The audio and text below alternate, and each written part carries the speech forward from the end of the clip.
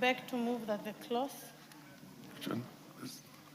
I beg to move that clause 12 be deleted. Clause 12 be deleted. I will be moving an amendment as well. Honorable members, I propose the question that clause 12 be deleted. Honorable members, I put the question now, clause 12 be deleted. As many of the opinion say aye. Aye. As many of the contrary say nay. The ayes have it. Clause 13. Honorable members, I propose the question that clause 13 be part of the bill.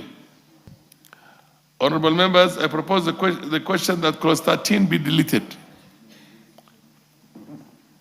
Honorable members, I now put the question that clause 13 be deleted. As many of the opinion say aye. As many of the contrary opinion say nay. The ayes have it. Clause 14.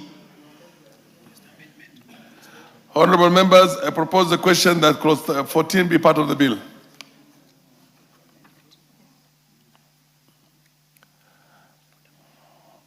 Honorable members,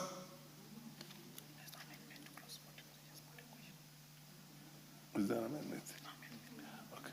Honorable members, I now put the question that clause 14 be part of the bill. Has many of the contrary opinion say nay? The ayes have it.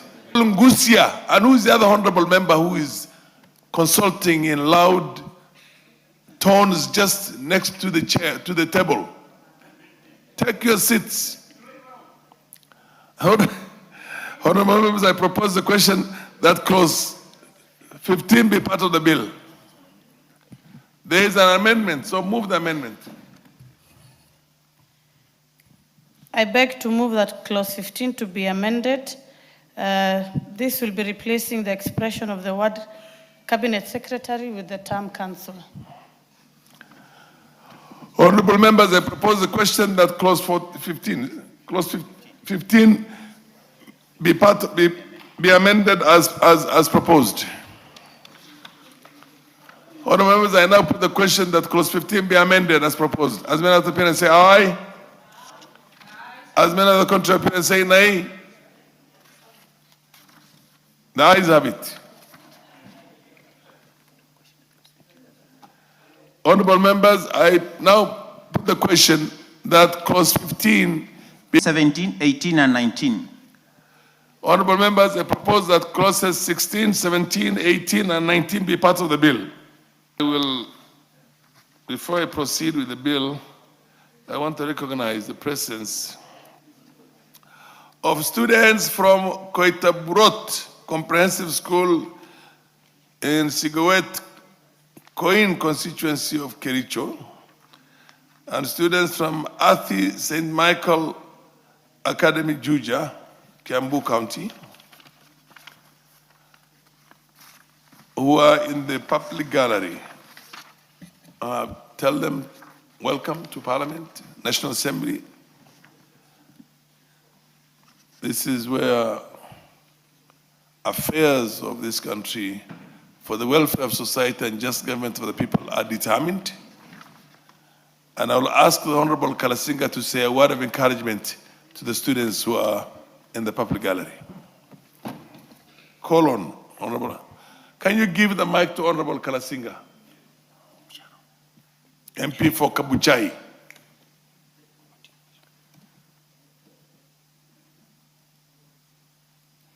MP for Kabuchai.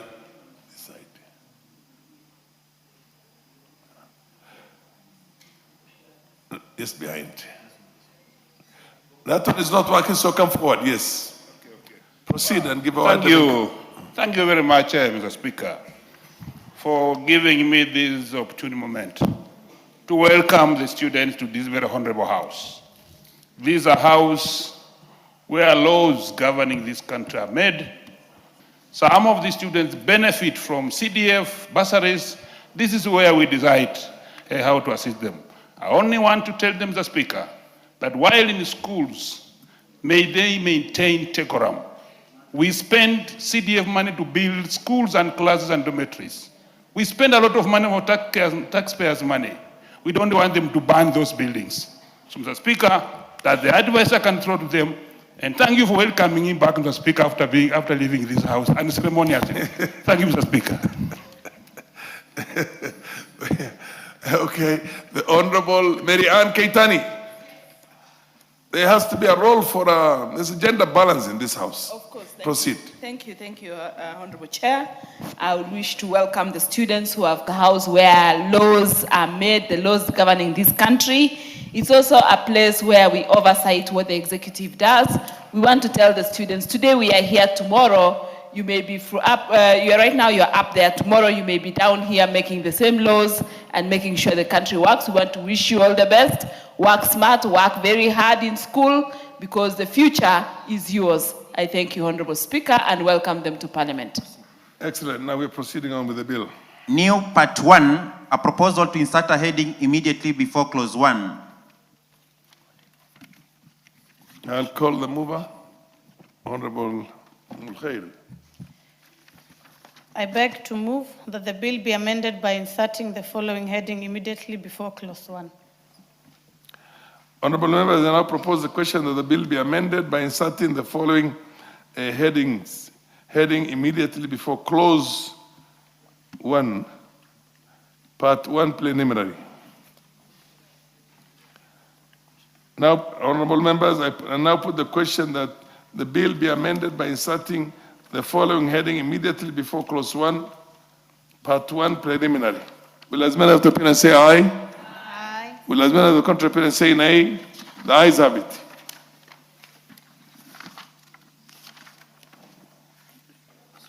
K, 5L, 5M, 5N, 5O, 5P, and 5Q be now read a second time.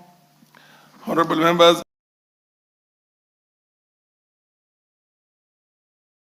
I now propose the question that clauses P, 5H, 5J, 5K, 5L, 5M, 5N, 5O, 5P, and 5Q be now read a second time.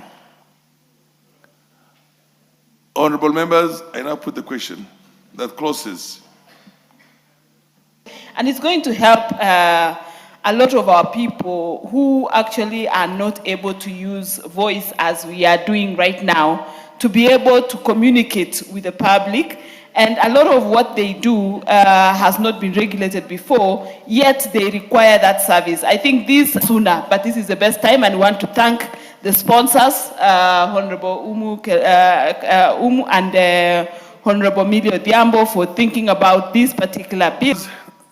I now put the question that clauses, new clauses 5A, 5B, 5C, 5D, 5E, 5F, 5G, 5H, 5J, 5K, 5L, 5M, 5N, 5O, 5P, and I say nay, the ayes have it.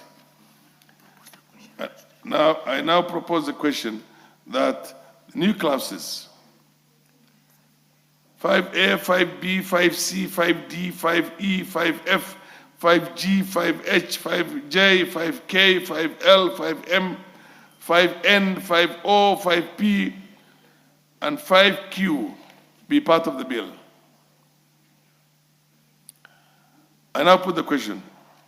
The new clauses 5A, 5B, 5C, 5D, 5E, 5F, 5G, 5H, 5J, 5K, 5L, 5F bill. Will as many of the opinions say aye? Aye. Will as many of the contrary opinions say nay? The ayes have it. New Part 3, a proposal to insert the following heading before Clause 6, Part 3, access and non-discrimination. Honorable Mulkhair. Honorable Chair, I beg to move that the bill be amended by inserting the following heading immediately before Clause 6. Just to request the honorable member who is making the proposed amendment that for purposes of the record and for enriching the lawmaking process, if she could highlight at least in one line the reason why she would like to make those amendments, so that this is able to speak to the public and those also who wish to support. Thank you.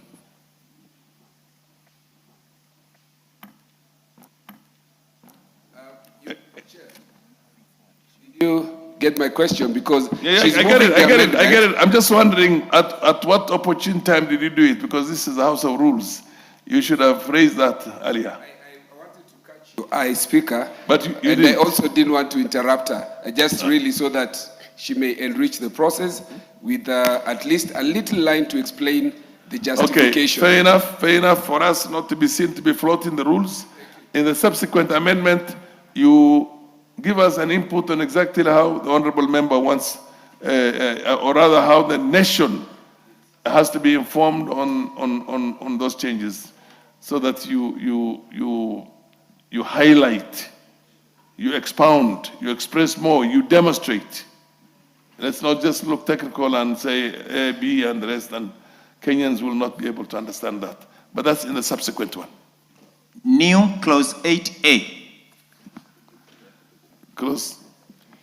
Honorable Chair, I clause beg to move that the new clauses 8A and 8B. Apologies. New clause 8A. Honorable members, the honorable member, explain exactly why you want it to be. And in Thank you, addition to Chair. that, also you expound on the previous amendment clause. that you made previously, which Honorable Aluoch sought from you for the benefit of Kenyans and members of parliament here. Thank you, Chair. I also want,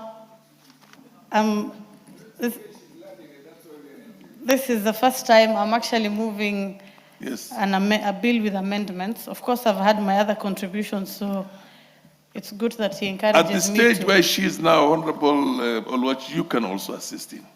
So, but to speak to the previous amendments, Honorable Chair, as we are aware, we have so many deaf and users of the sign language. This particular bill being a language bill, able to assist deaf users follow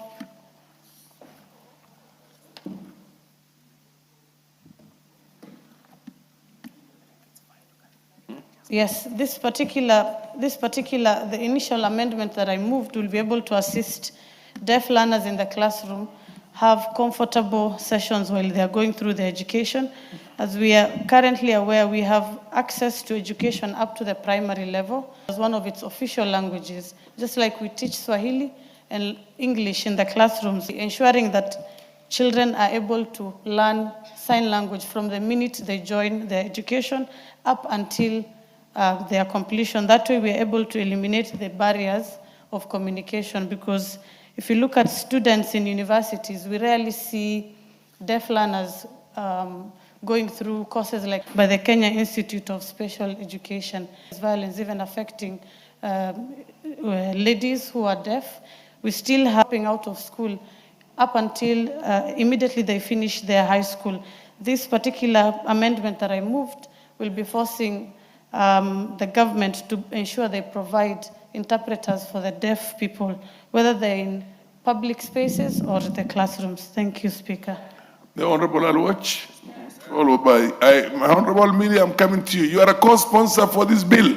Where have you been? Yes, and Honorable Speaker, I've been stepping in for Millie to really encourage Umi. And also, she's doing very well. Aluoch, give me a moment. Let me propose the question first, and then you then debate. Honorable members, I propose the question that new clause 8A be now read a second time. Proceed on. Next to you. The mic is next to you. I was just stepping in to further encourage the Honorable Member, and I was stepping in for Honorable Millie. Honorable Millie is doing a very good job at mentoring the young legislators.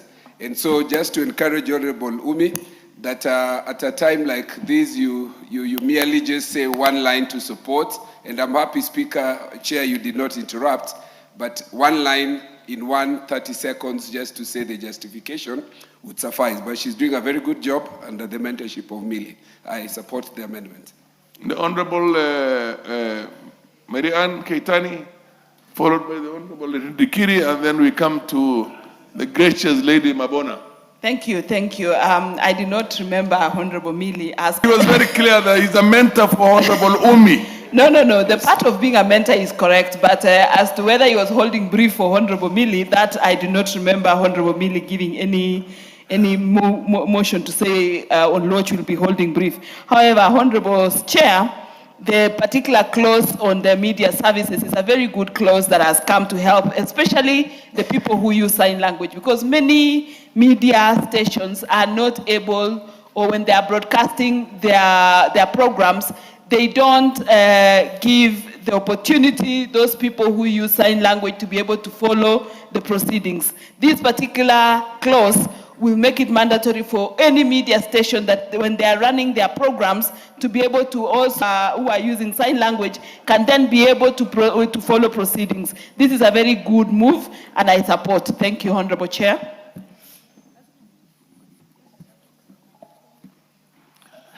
The Honorable Ndikiri. Thank you. First, let me congratulate the mover of this bill. Mr. Chair, it is not only the media where we need sign interpreters. Even us here, when we are speaking to the community, we need to have somebody here in our screen who is transmitting and trying to interpret what the proceedings of Parliament are. Mr. Chairman, we are also good as members of Parliament because we hold public meetings and public participation, but rarely do we have sign interpreters. This motion and this this bill is coming the end time. And we need to make it, because we will pass it, but we have to implement and ensure that the regulations that we shall put in place, they take cognizance of the fact that we have a growing population of Kenyans who can be categorized as deaf. And the most unfortunate thing is we don't even have the statistics, but it would be amazing to note that we have a high population of deaf in this country. And they should not be left behind by all standards. So the mover, congratulations. This is very important. The forgotten people are now being considered in our new government. I thank you. Do you wish to be informed by the Honorable, is that Otene Amoro? Yes, my senior brother, Yes. he can. Yeah. What's your Thank you. information? Thank you, Mr. Chairman. Mr. Chairman, the Honorable Ndikiri is my twin. You can even see from our hair. But I wanted to inform the Honorable Ndikiri so that the nation does not actually think that this parliament is not sensitive, and I'll be supporting the amendment. But whenever the parliamentary broadcast the proceedings in parliament, there is always an interpreter on the screen. So at least that we've taken care of. Secondly, during meetings, and we started this with the public participation bill, that actually also focuses on interpretation for those who are unable to discern what is being said. Even during the sessions on public participation, in all the sessions that this parliament undertook nationally, and I was part of the team, we had at least sign language interpreters. So I wanted, thank you. The Honorable Ndikiri. Yes, I quite agree. But the only problem that I have, Mr. Chair, is that we don't know the magnitude of the people who are deaf in this country. I think that is very important to note, because we might assume there are few, but I mean per region, to know the magnitude of the people that we are talking through the sign interpretation. I thank you, my twin, for that. Okay. But I think the most important thing also is the research so that we can know how many Kenyans are deaf that requires this kind of service. I thank you, Mr. Chair. Honorable Mabona, and then I come to the, yes, Millie Mabona.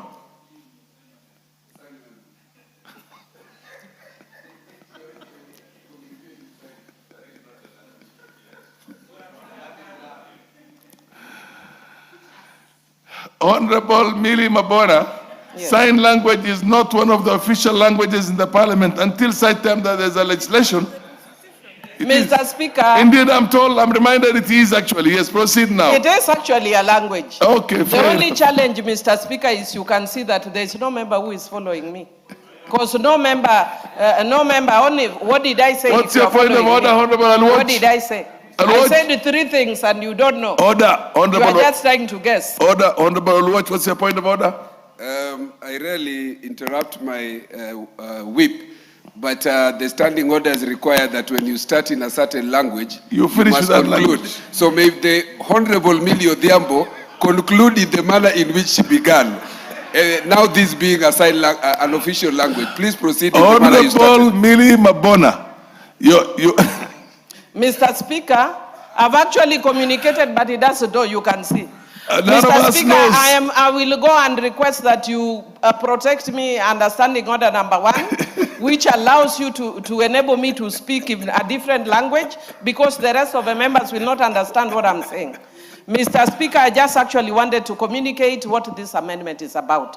But before I communicate that, I want to just thank Honorable Umi for this bill. She's doing an excellent work for a person who is in Parliament for the very first time. She's actually done some of us very proud. What we don't know is she's actually been given an opportunity to present even in international fora with even former President of Liberia, Helen Sharif Johnson, in a panel where I was supposed to be. I stepped down for her. And she's done us very proud. And I want to say that she's doing very, very well. Mr. Speaker, you were asking where I was, and my apologies have come late as a co-sponsor. She's a primary sponsor of this bill. Mr. Speaker, as you do realize, yesterday we are here with the fisheries bill until very, very late. Yes, you're right. And I was moving very many amendments, and my brother is here. Yeah. I think he has a bit more stamina than me. Very I'm more well. of a night owl, so that is my apologies. That's the reason I come. Okay. But I just want to say, Mr. Speaker, that what I've actually shown here proves this bill, as Umi says correctly, is not a disability bill. It's a mainstreaming bill. It's an empowerment. All of us here speak Swahili and we speak English. We must also speak sign language. I am in the process of learning, and what I just did, which they didn't understand, was to say hello, how are you, thank you. That's the farthest I can go right now. I can't go beyond that. But all of us, disability bill. I'll finish, Mr. Speaker, by giving an example that one time I was invited by persons with hearing disability to train them on advocacy for legislation when they were coming up with a bill for persons with disability. And because I didn't understand issues of disability then, I decided to go a day in earlier to understand it. And when I went in, I asked for documents, and I was given Braille, because I didn't have any other document. And I understood what it meant to be disabled. Because in my ability, I was actually the disabled one, because I couldn't read Braille. And it just occurred to me how unfair we are to persons who are differently abled.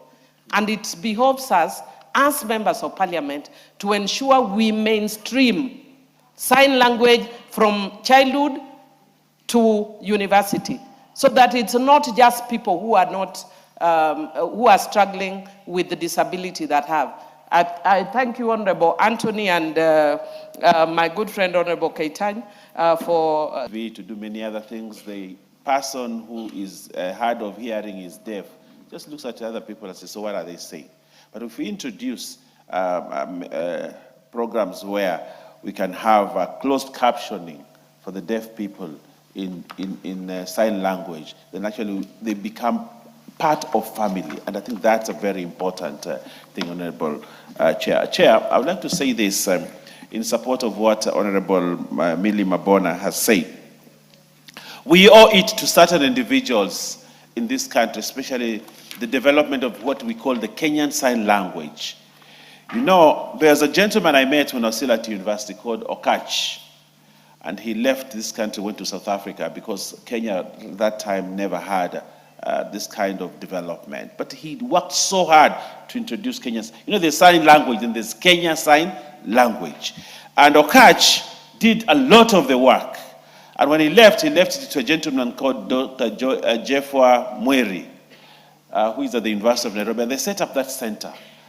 And I want to really congratulate them for that job. Today, I think this is the happiest moment. If Okachi is watching from South Africa, and Dr. Jeff Omeri from the University of Nairobi is watching, and the people that work together, and the many young people have put their minds and thoughts and energy to develop Kenyan Sign Language, I think this is a proud moment for them. And we have a duty as Parliament to recognize them and to support them and to ensure we back a bill on the Kenya Sign Language. Therefore, I want to support the clauses, and also want to congratulate the young lady, Umulher, for the efforts in putting this bill together. And actually, I can see she's struggling, but she's learning, and she's learning very fast. So let's move on. Let's get a bill on the Kenya Sign Language end today. Tomorrow, the president assents it, and we move on as a country. And this is a milestone in the development of languages in this country. Justice Kemei wants also to weigh in on this.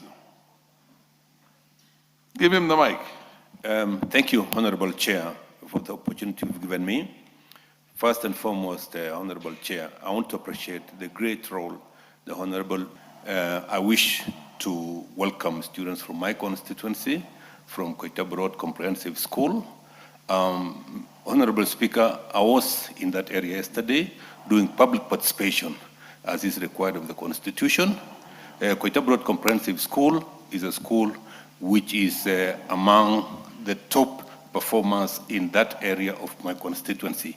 They know the names I'll mention. Yesterday, I was in Kapchebwai, I was in Cheptililik, I was also in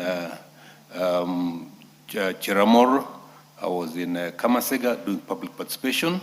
And Mr. Speaker, I appreciate that this is a learning process for them. Let them learn. One day, one time, they'll also be members. And now put the question, honorable members, that the new clause 8A be now read a second time. Will the appear and say aye? Will the contrary and say nay? The ayes have it. I now propose the question that clause 8A, new clause 8A be part of the bill. I now put the question that new clause 8A be part of the bill. As many as appear and say aye? As many as opposed, I propose the question that the new clause 8B be now read a second time. Yes. You're just after the member of parliament behind you. Thank you, Honorable Chair.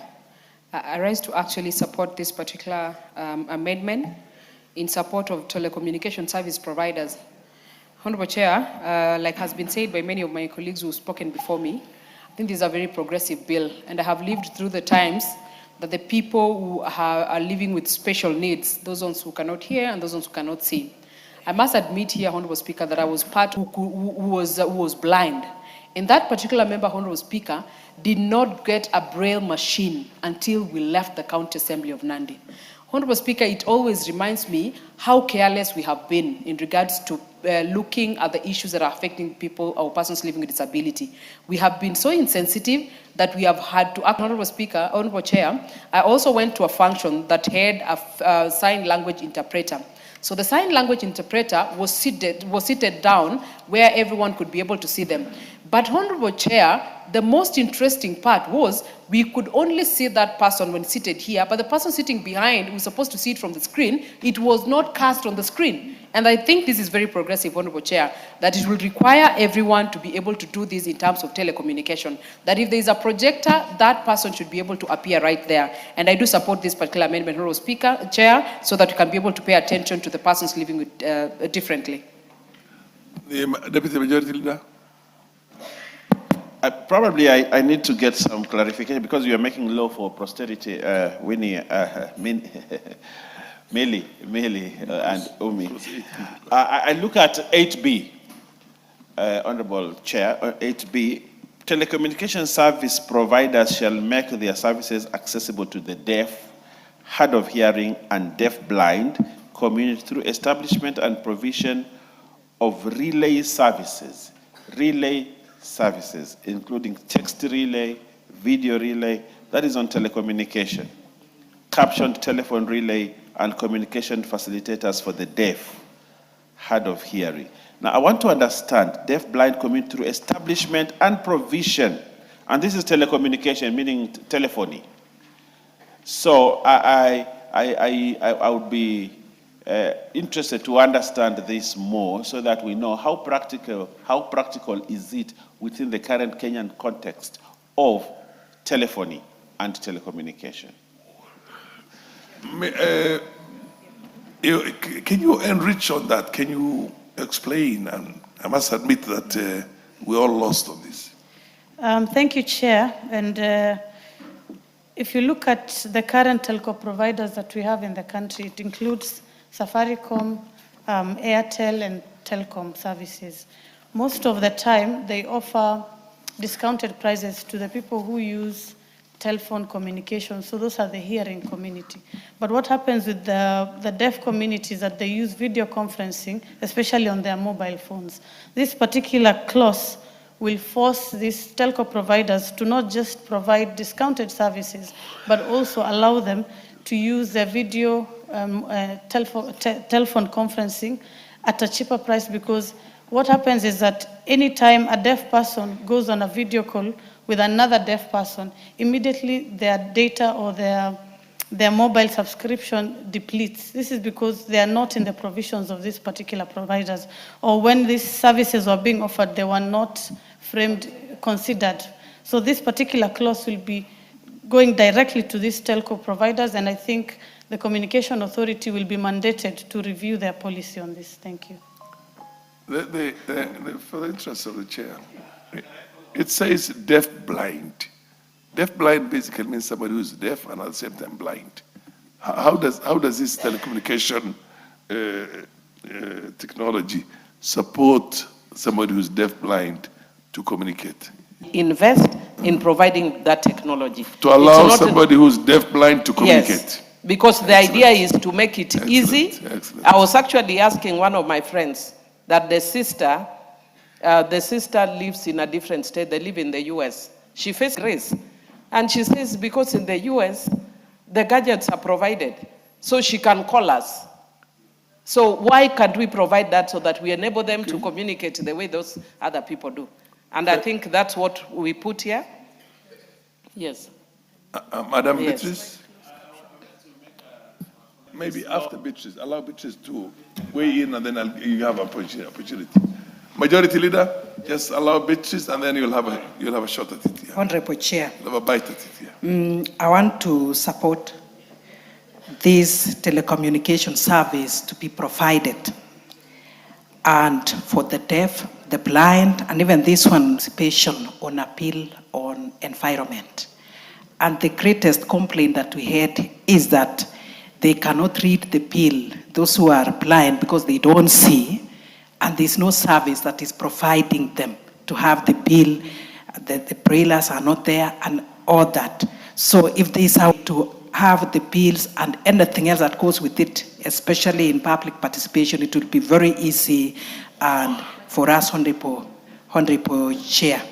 And then, and as I say this, Honorable Chair, we are mourning one of the greatest PWD, a blind man called Raymond Cheruyot, who was very, very instrumental in matters concerning constitution, matters concerning the church and all that. So as this one comes forth, let's remember people who are able differently, so that they can also feel part of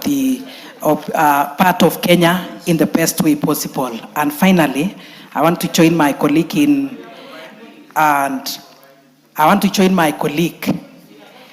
in welcoming the students and the pupils of Koitap Road Community Comprehensive School, which is a school in Soy, a place where sugarcane is grown. And these students, I want to tell them that you can make it be in this parliament. They have been seeing Honorable Chair, the likes of Millie Odhiambo, but now they are on TV, but today they have seen her. The same with Cynthia and even the Deputy Majority. Even yourself, they have been saying that we see them on TV, so today they have seen you, and I wish them well. And I pray that next time they will be in this parliament as woman rep, as MP, and all that. Thank you, Honorable Chair. Honorable members, do you wish to weigh on this before I put the question? I would like to say something on this. You know, we are making law for posterity, yes, Honorable Chair, and it's very important that we choose words very well. And the reason why we come to And I think this one of 8B, we need to be careful what we do. You see, 8A, I have no issues with it. 8A, because 8A is about television, media, and all that, okay? And it is easier to achieve and very practical. And actually, this country already is there. When you watch news, there are functions, we see that. But when you come to 8B, and I want us to be very careful, we are saying telecommunication service providers. Telecommunication, this is telephone, this is Airtel, this is Safaricom, this is Telcom, okay? We are telling them, shall, and I want you to mark the word shall, make their services accessible. Accessible, the word accessible, to the deaf, hard of hearing, and deaf-blind community through establishment and provision of relay services, including text relay, video relay. But you see, if you look at the use of the word shall, already when we pass this law, telecommunication services will be bound to provide that, which I have no problem with. But are we providing a transitional clause so that if Owen Bayer today wants to apply for a license to provide telephony services, can I be denied that license on the basis of I am not able to do it based on available technology, the availability of technology at this moment? My suggestion is that we reward this clause and that a further amendment be made on this clause so that we do not pass a binding, and really you're aware about this. Or what we do, we pass, but this one, what do you call it? We took Nation. They were not very happy with us, not because they are the ones who are discriminating, but we just had to use one media house. And it's of course now overtaken by Vendy because Nation now provides for interpretation. They have people who are able to help, you know. But at that point, the issue was cost. Our Nation has been able to do it. And I think one thing that is very clear, even when you provide this, I'm sure there's a clause on regulations. And so by the time you are doing regulations, it also provides time for transition. But if it's a big issue, we could also still provide for a transition period, for 1 year to enable telecommunications, do that. Look at the telecommunications that we are talking about, Safaricom, Airtel, and the rest. Their profits is always declared. They make a lot of money, and I just want to thank them. They do a lot of CSR. But this is not even an issue of CSR. This is beyond CSR. This is enabling human beings to be human, like everybody else. So it's not even an issue of CSR. So with the same capacity they have for CSR, they can still input money into this. So maybe we can put a transitional period for 1 year. So I would agree with you, we can recommit to give us, if we had the time, the drafters who are here could for that 1 year to enable the telecommunication agencies to be able to prepare for that. In any case, anything that is noble. I mean, I'm also a member of parliament for a constituency called the DAP. And I remember when we brought up the issue of smoking, and we said we're going to stop smoking in public places. And it was, people could not fathom how much time Kenyans need to be able to get into that habit. And quite a substantial part of our population used to smoke. But today we are a model in the world, because this is one country right now where over 80–90% of our population do not smoke. Big majority. Then there was the issue of what you call the plastics. And we are a leader in the world when it comes to the banning of the plastics. And you know, at the time, everybody. So it's incremental, and it's good to go for the best practices and get the best legislation. And the technicalities of how to achieve that will be, yes, Honorable Faisal.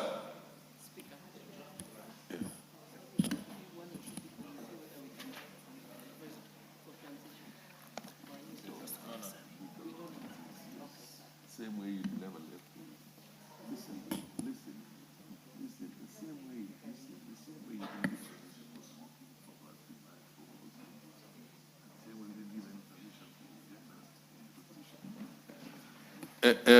Yes, Namwar.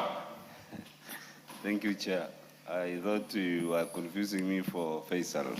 Yeah, Faisal is behind you, and the two of you look very alike. My contribution will go into the need for leave no one behind. Chair, I think the community, the deaf, the blind, and the deaf-blind community is important in our community, and we may not want or we may not seek to have legislative frameworks that can leave them behind. And so, when we are discussing this, anything, maybe my chief whip is not maybe consuming the word shall that is being used in that amendment. But what I will request from him is, this is a very important community, and I will want to give you an example. I have a friend who has an ALS condition. He cannot speak. All we are seeing is movements of his eyes. The family tried to bring him a computer for him to type using his eyes, and we were communicating before the condition became intense. And if that was possible, that he could use his eyesight to speak to us, to type letters on the computer, and we were able to get the communication, then even this other technology for the deaf-blind is possible. If it is possible in America, it is also possible here in Kenya. Thank you. Fair enough. Honorable members, I now put the question that clause 8B be now read a second time. Will as many of the parents say aye? Will the man of the contrary parents say nay? The ayes have it. Honorable members, I now propose the question that the new clause 8B be part of the bill. There being no interest, I now going to say aye. The man of the contrary parents say nay. Proceed.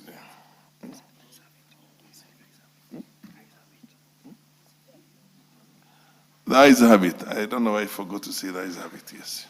New clause 9A, 9B, 9C, 9D, 9E, 9F, 9G, 9H, 9I, and 9J.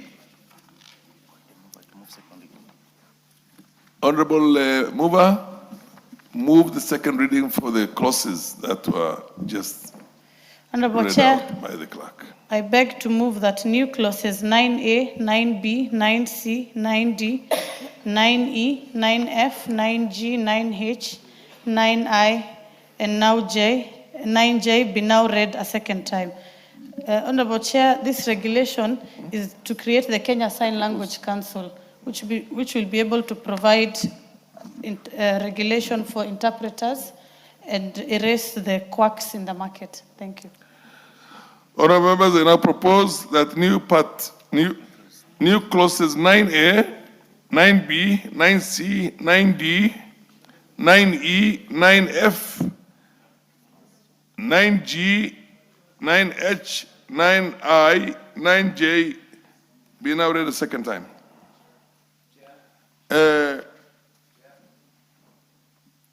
I'm looking for somebody who has not had a bite. Okay, the Honorable Rikiri, but before you take the floor, I want to recognize in the public gallery a school called Crossroad Star Academy from Dagoretti North, Nairobi. I'm welcome you to the National Assembly. This is the house of laws for the welfare of society and the just government of the people of the Republic of Kenya. So I welcome you. I also welcome, because I want to welcome you both, in the Speaker's Gallery, students from Amaya High School in Tiati, Baringo. Welcome, welcome. You are the future leaders. And sometimes the future is not too far off. It can be just a matter of years. So I will ask the audience to the students who are in both the public and the speakers gallery. Chairman, I want to thank you so much for welcoming, and I want to join you. Chair, I want to take specific welcome note to the students from Tiati. I am from Turkana County, and they are from Baringo. You know what has been happening between the Pokots and the Turkana in terms of banditry and cattle rustling. And therefore, Chair, mine is to wish them well as they learn, but to avoid any kind of leadership, any kind of aspirations that will deny them an opportunity to learn and to prosper. And even to Chan, to avoid any kind of retrogressive practices like banditry. Thank you, Chair. And we will be able to be ambassadors of peace and prosperity in the two communities. Thank you, Chair. The Honorable Rachel Nyamai, who is a member of the speakers panel, give a word of encouragement to the girls and the boys you see on both sides. Here for 3 consecutive times. And there she is, an iron lady here. So give words of encouragement to the students. Thank you very much, Honorable Speaker, for those kind words. I would like to also welcome the students who have come from so far away, seated in the public and also in the speakers gallery this morning. I would like to tell them that the sky is the limit. You have the advantage of being young. You have the advantage of having a country that is getting organized by His Excellency Dr. William Samoei Ruto. You have a country that has roads, that has electricity, that school books are being bought. So you do not have an excuse not to succeed. So I would like to encourage you that you can be what you want to be. It doesn't matter what kind of a family you come from. Welcome to the National Assembly and continue listening to the proceedings of the House. Thank you, Speaker. The Honorable Wamboka and the Honorable MP for Kapuchai.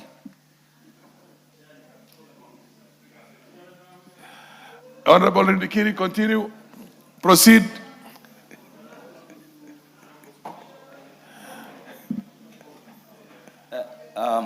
Thank you, Mr. Chairman.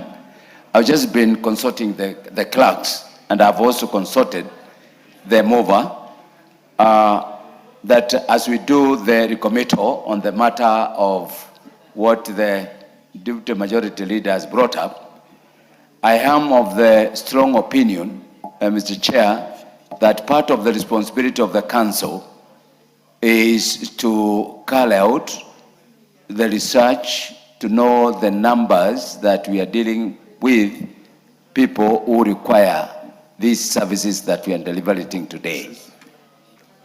Mr. Speaker, if we are able to establish an approximation which cannot be done by guesswork. Honorable Ndikiri, yeah. We are past that. We have already moved from there. We are now in new 9, new 9A, 9B, 9C, 9D, 9E, 9F, 9G, 9H, 9I, and 9J. 9J. So go through those ones and raise issues on those ones. What you're talking about, we are past it now. Okay, Honorable, yes, Honorable Olwach. Chair, as I support these the core sponsors to move with speed so that we can wind and some of the emerging technological issues. I sit in the Committee of Delegated Legislation, and I would be happy that these regulations are brought post-haste so that you can be able to put in place mechanisms for effective. Please, let's be relevant, according to the order paper.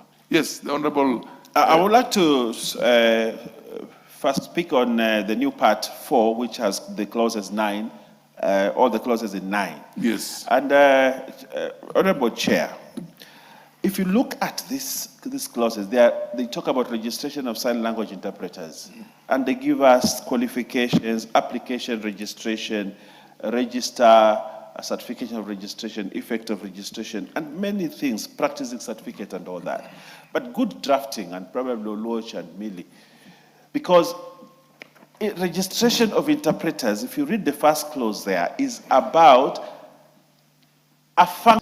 Interpretation services shall apply for the registration to the council in the prescribed manner. Yes. Okay. Yes. So this is a function of the council which should have come under 5C, where you are talking about functions of the council. And then it would have been neater if now these provisions, because you say in the prescribed manner, the prescribed manner here should have been a schedule. So all this information now becomes Schedule A or Schedule B or whatever schedule. Or they can be relegated to a regulation instead of putting all these things into the main body of the bill. It is my suggestion, and if I know Ochieng is a lawyer, I know Millie is a lawyer and a good drafter, I think neatly we would have just created a schedule on what it requires for you to be registered as an interpreter, the qualification, and all those kind of things, and just allowed and removed the whole of Part 9 and allowed this to be a function of the council. And you put it under probably 5C K or 5CA, and then we would have a neater bill. I think we need to reorganize this bill for purposes of a good law. I would like to hear from the lawyers and the drafters that are in the House. I am happy to be guided. I am happy to be guided.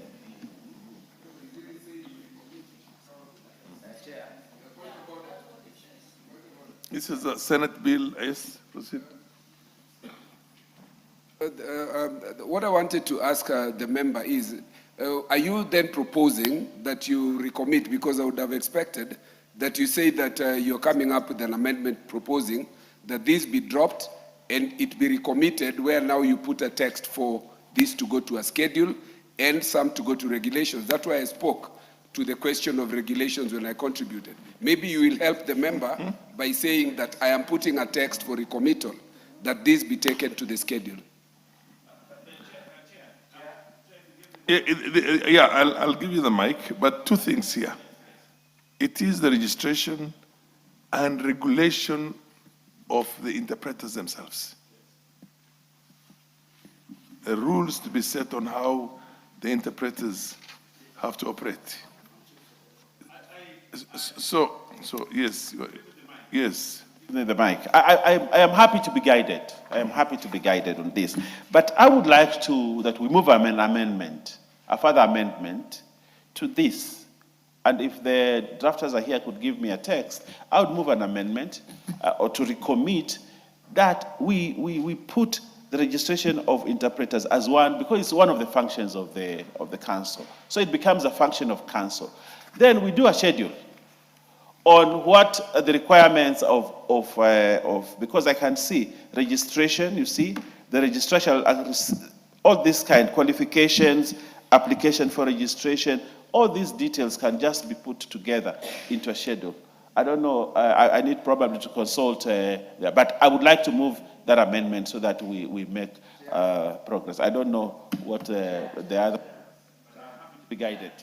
Yes, Ngusia. Yes, thank you, Chair. And to add my point on what Owen Byers proposed, I think it's very important to enumerate this function the way he has ordered, and I'm just starting to support what he has said. I think it will reorganize. Yes, Ndikiri. And Mr. Chair, before you load me down, because before you load that, we have already passed that clause. Because one great function that we can really build on today's council as a function is on research. As I stand here, the brother that I follow who is retired the other day is a sign expert. He retired as a deputy teacher of Kaga School for the Deaf. And he tells me through a text that we have a problem in the country because we don't know the kind of population that we are talking to, or which we need to provide the service.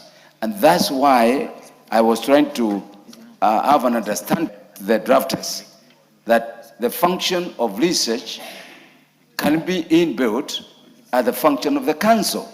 And that's exactly what the deputy majority leader is trying to say. that we can recommit that clause so that we bring in that very important function of the council. And I totally agree with the deputy majority leader. It is a very important thing that we can do. But again, remember, you are making this law for posterity. We don't have to go back again and be asked the question by telecommunication services providers, what are we dealing with? Mr. Chair, I think it's good because we are all agreeing this is a very important bill. The voices that we are brought in, and I thank Mary is here and my senior Oluochi are here, that we don't omit some functions which we feel are very important.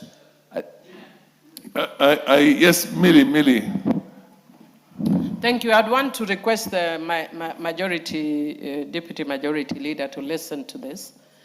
Mr. Speaker, I've heard what he's saying, but he's speaking to the issue of legislative elegance, not substance. And you are also speaking to legislative drafting style, philosophy, or preference. If you look at the Constitution of Kenya, there was a very big debate. There are people who are minimalists who prefer that we just put the principles and the values. But because of the history of what we've gone through in Kenya and what we know of Kenya, when we push things to regulations, they never come as you actually intended. So they are, especially when you are talking about marginalized and minority groups. People don't understand their issues. So when you leave to regulations, you find a person who doesn't understand, and they don't have the advantage of us debating here, representing the entire country, debating here.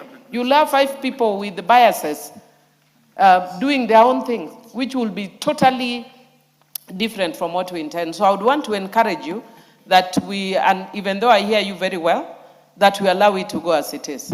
It's not fatal. It's not defective. The Honorable Mabona, Yeah. I'll give an opportunity also to our friend, our learned friend Oluochi. But before that, Mele Mabona, when you, it's not just registration. Probably the title here should have been part 4, registration and regulation, because the bulk of it is regulation. That you can do this, you can't do this, you can do this, you can't do this. It's not just, registration is a very straightforward thing, and the manner of registration. But here, it says a person who meets the requirements under this may apply. No, you see, you go on, and then it tells, as a person shall not provide. So it's regulations, it's the registration and regulation. But anyway, I would want to listen to Oluochi and then come back to you. Yes, this is the thing. But would you want to do the amendments now, or you want to pass it and then you come back for amendments? That one, sorry, Chair, that's very simple. Doing further amendment by the mover, you just say that part 4 be further amended by providing in the title registration and regulation of sign languages. Interpreters, yes. And then we only provide that in writing and sign.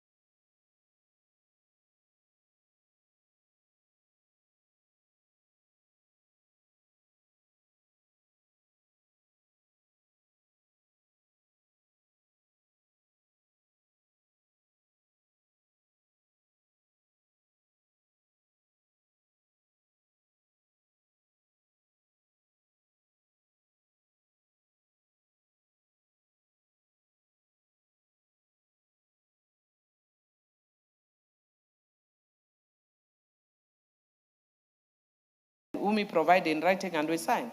So I would, Yes. I can, as a co-sponsor, I can do that. That we move in the title of part 4 be further amended by providing registration and regulation of sign language interpreters. I think that more or less satisfies your concerns. You raised a very pertinent thing, Yes. and I think it satisfies that. Now, I think I want to, Millie Mabona is my senior in this house. And sometimes when she speaks, I listen. And I would like to, and I would like to acknowledge her efficacy in law and that. So I would like to say probably we adopt that for now. And I also take advice from Oluoch. We can actually adopt it. But I still have my own misgivings. But for the purposes of the law, for the purpose of the law, let's proceed. Let's proceed. But I would like also to recommit the one 8B. I would like to recommit. I don't know whether you allow me at this level, whether legislatively. Later we will recommit 8B. Yes, Honorable Oluoch. Chair. For 8B, I do understand the transition that you mentioned, but what we're saying is that there is no, you see, the progressive, incremental manner in which law itself it comes into force is usually an administrative thing. For example, we have had the 2/3 thing in our constitution. And this constitution says shall. Shall means we must have it. But it's such an impossible thing that it takes time for these things to be actualized. You see what I mean? So I think, in my opinion, we live... Okay. Yes, Oluoch. I'm persuaded by what Honorable Millie has said, for one other reason, that, and I'll give an example. I've moved an amendment for the Basic Education Act for alternative provisions of basic education schools in informal settlements. And this category have perpetually been discriminated because they were operating under some regulations, which under legal notice were never put into place. The effect of that was that there was no budgeting, no capitation, no CAC teachers. So it is possible that on an affirmative action like this, you have a very good bill, relegate the issues to regulations, which will never be implemented. So I'm persuaded that we let even the overprescription, so long as it is not defective in drafting, we go by Millie's. I propose. Which I put. Yeah, would you want to, yes.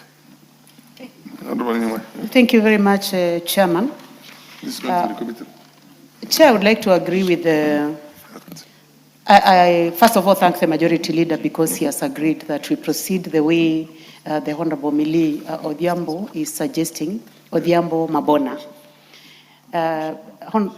Chair, it's better to over-legislate than to under-legislate. Absolutely. And especially on this matter that concerns the deaf and the blind. I think we would rather do the best that we can so that they are able to benefit from information sharing in this country. And Honorable Speaker, I've just looked at the whole write-up, and it concerns continuous learning, how much these people should be paid, how the register should be maintained, even the mannerisms.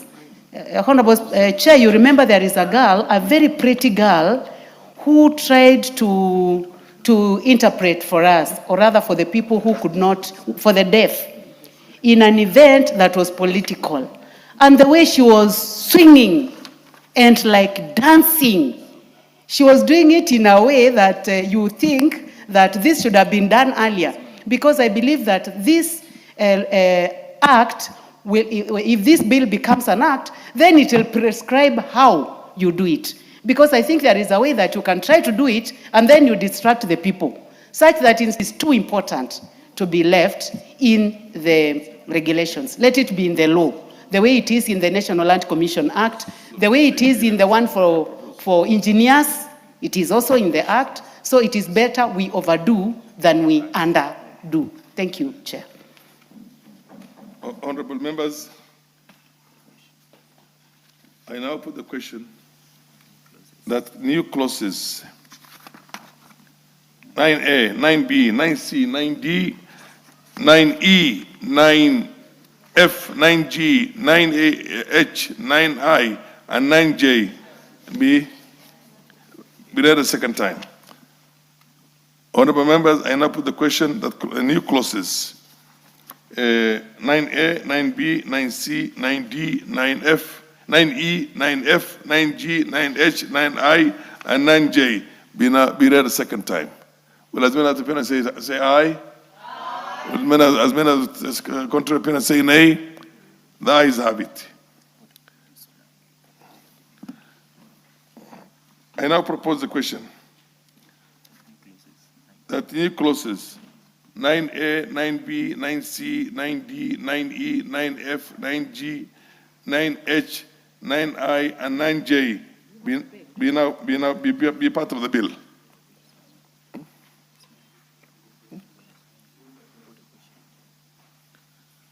Without this amendment, yeah. Honorable members, I now put the question that the new clauses 9A, 9B, 9C, 9D, 9E, 9F, 9G, 9H, 9I, and 9J be part of the bill. Will as many as say that question? Will as many as the parents say aye? Will as many as the contrary say nay? The ayes have it. New part 4. How do we get this? No.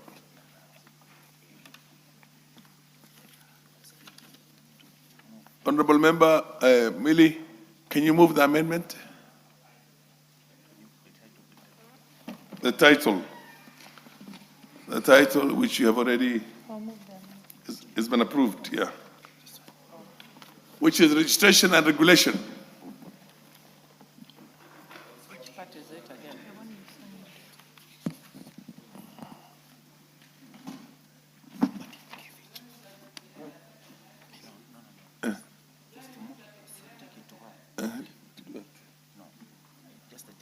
Just the title.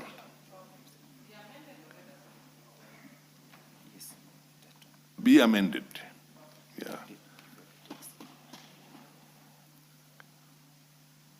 The new part 4 be further amended by providing that by deleting it and replacing with the title, by deleting and replacing with the registration and regulation of sign language interpreters.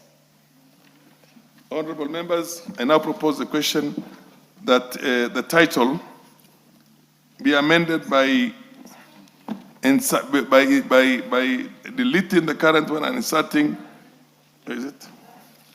Registration and regulation of sign language interpreters. Honorable members, I now put the question that clause 4, part 4, be amended, the title of part 4 be amended to read the registration and regulation of sign language interpreters. Will as many of the opinion say aye? Aye. Will as many of the contrary opinion say nay? The ayes have it. New clause 16A, new clause 16B, new clause 16C, new clause 16D, and new clause 16E.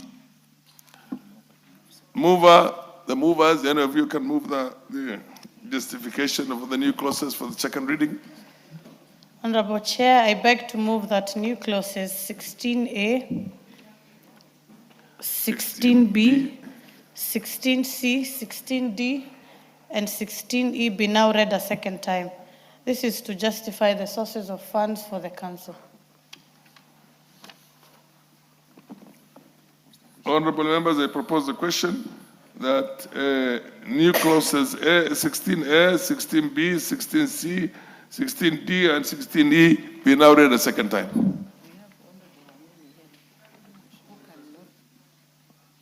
Honorable members, I now put the question that new clauses 16A, 16B, 16C, 16D, and 16E be now read a second time. Will as many of the opinion say aye? Will as many of the contrary opinion say nay? The ayes have it. Honorable members, I propose the question that new clauses 16S, 16B, 16C, 16D, and 16E be part of the bill. Honorable 16D and 16E be part of the bill. Will as many opinions say aye? Will as many contrary opinions say nay? The ayes have it. New Part 6, a proposal to insert the following heading immediately before clause 7. Give her the mic. Give the honorable member the mic. I beg to move that the bill be amended by inserting the following heading immediately before clause 17, part 6, miscellaneous provisions. I now propose the question that the bill be amended by inserting the following heading immediately before clause 17, part 4, miscellaneous provisions. I now put the question that the bill be amended by inserting the following heading immediately before clause 17, part 6, miscellaneous provisions. Will as many of the opinion say aye? Will as many of the contrary opinion say nay? The ayes have it. New schedule. Mover, second reading for the new schedule. Where's the new schedule?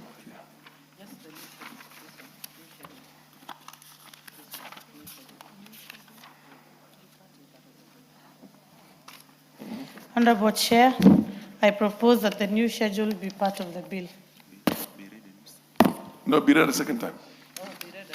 I propose that the new schedule be read a second time. Okay, give the justification. Give the justification, Khair, why it should be read a second time, the new schedule. Why did you change it? Where's the new schedule? The new schedule gives us provisions for the conduct of business and the affairs of the council.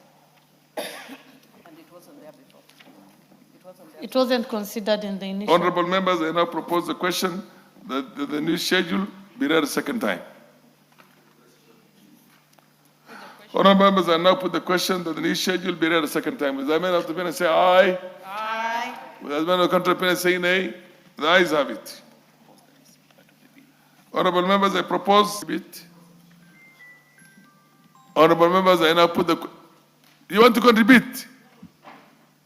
Honorable members, I now put the question that the new schedule be part of the bill. Will as many of the opinion say aye? Will as many of the contrary opinion say nay? The ayes have it. Clause 2.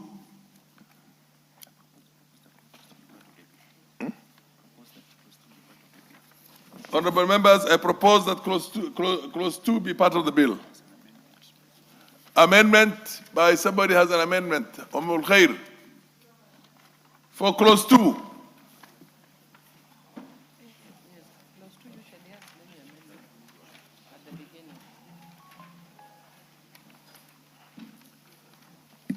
You have an amendment. You have a proposed amendment.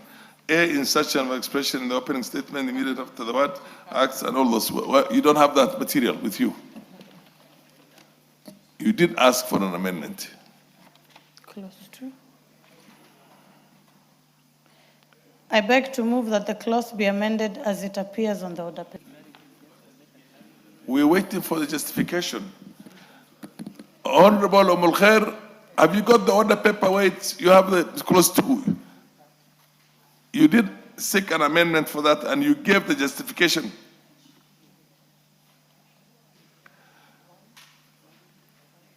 You say the definition of the term cabinet secretary, deletion and substitution, therefore, the definition of the term council, insertion of a new definition. Yes. Do you have it? Yes, I do. Give the justification for that. I beg to move that the clause 2 be amended as it appears in the order paper. This is to justify and provide a definition of the term as used in the bill. The term, and to give clarity. I now propose that clause 2 be amended as it appears in the order paper. Yes. Chair, I'm looking at the definition of the word cabinet secretary in the bill, the original bill. Cabinet secretary means the cabinet secretary responsible for matters relating to education. The new definition is we are substituting that with means the cabinet secretary for the time being responsible for matters relating to the persons with disabilities. Now, Yes. this is where we need to find a balance. This is about sign language. It's about language. Okay. So what did you agree? Here, language is a subject matter within the purview of education. Of education. Although this education relates to the education of people with disability. But then the new definition we are giving for cabinet secretary is cabinet secretary for the time being responsible for matters relating to persons with disabilities. Now, Which cabinet secretary? we need to understand whether this is a bat, whether the bat is an animal or is a bird. And this is where we mess this bill. This is where we mess this, because currently we have a bill on disability. We have a bill on disability. Under which ministry? Which is actually under the ministry of those that are in charge of disability. Which is which ministry? Ministry that currently in charge of disability. Is it gender? Gender social protection. And that bill has provisions for sign language. For sign language. It has provisions for sign language. And when now we bring in the issue of changing it from education to the ministry now under disability, whether we are doing either an legislation or we are putting it in the wrong hands, in the wrong place. Because can the minister, for the time being in charge of disabilities, Gender and social protection. Yes, do things in the Ministry of Education. Social protection. So I would have loved to see the committee report. The committee report. And I would have also loved to see, were there any amendments from the committee? What did the committee say? Because this now, if you look at this bill and you look at the amendments that are here that my lady Omolher is pursuing, this bill completely obliterates this bill, makes it completely different from this bill. And this is a Senate bill. This is a Senate bill. Having come from Senate to here, we gain concurrence, we pass. Of course, we are making amendments, which is our duty and our job. But these amendments are actually more than the contents of the bill. And I am afraid, I am very afraid, are we doing the right thing? In this the question is it more appropriate to the Minister of Gender and Social Services or in education? The thing is that we leave it under education. We do not change to ministry in charge of Isn't education, Minister of Education already has hands full? This is about language. No, but it's also disability. Yes. It's also disability. It transcends many things. You guys, we need to recommit the whole of this bill so that it is relooked at. Honorable Mele, from where I sit as a member of parliament for the DAB, I think the Minister of Education already has got his hands full. And the Minister of Gender and Social, what do you call safety or whatever, social protection. This is a societal matter, and I think it wouldn't be in the best interest of the people who are affected for this to be lumped with the Minister of Education, which is already a very big thing.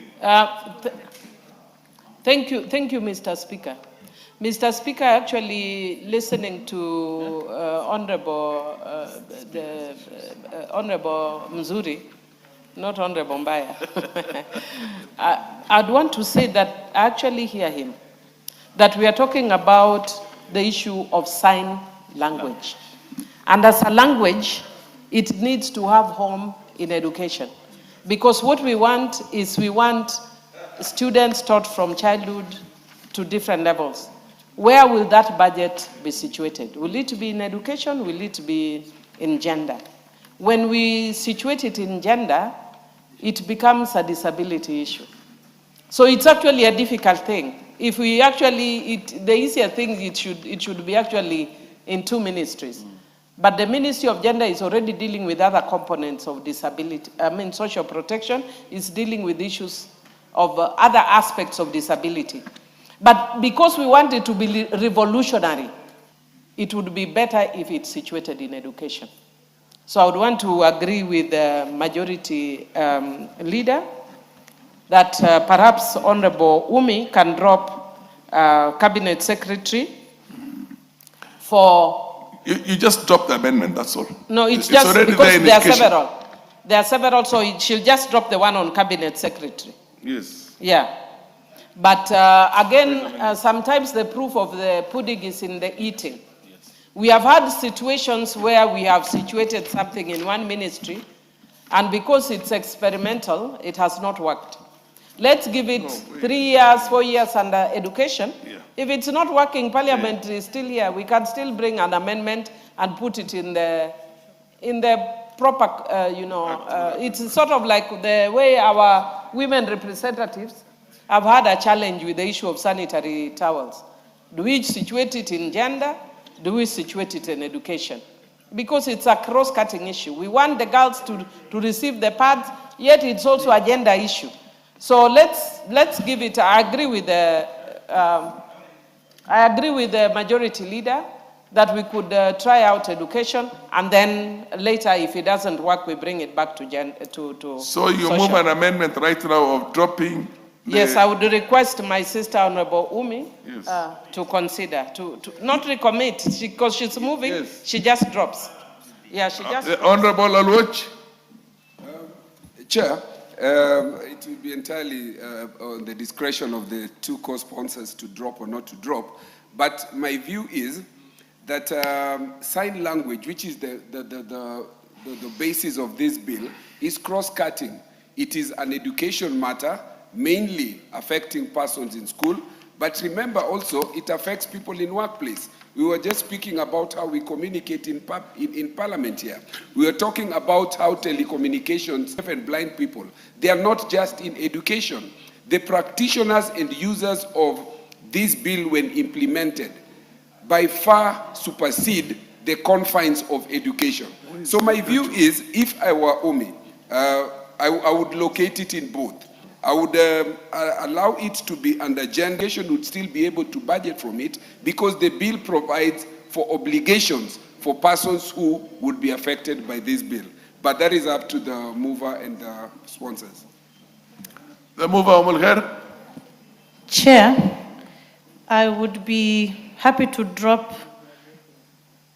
the clause on cabinet so that we're able to leave it in the Ministry of Education, because we are looking at it from the argument of being a language bill and not a disability issue. If we confuse it with the Social Protection Ministry, then it will bring an overlap with the PWD Act that we just passed recently. So my request is that it remains in the Ministry of Education. So you're dropping your proposed amendment for B? For B, yes. For B of clause 2, part B, yeah?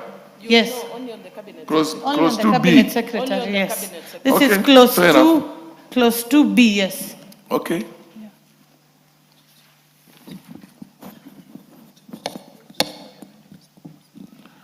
Honorable members, I now put the question that clause 2B be further amended as proposed by. I now put the question that clause 2 as amended, be part of the bill. Will as many of the opponents say aye? Aye. Will as many of the contrapponents say nay? The ayes have it. Title. Honorable members, I now propose the question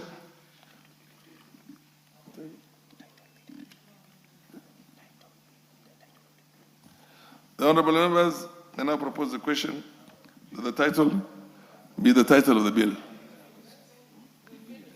Honorable members, I now put the question that the title be the title of the bill. As many of the parents say aye. Aye. As many of the contrary say nay. The ayes have it. Clause 1. Honorable members, I propose Honorable members, I now put the question that clause 1 be part of the bill. Will as many of the opponents say aye? Will as many of the contrary opponents say nay? The ayes have it. The mover to move reporting. The honorable mover to move reporting. Do you have a form which is going to assist you in? Before we go into reporting, Yes. can I? Okay, I'll do the committee. Okay, thank you. Yes, proceed.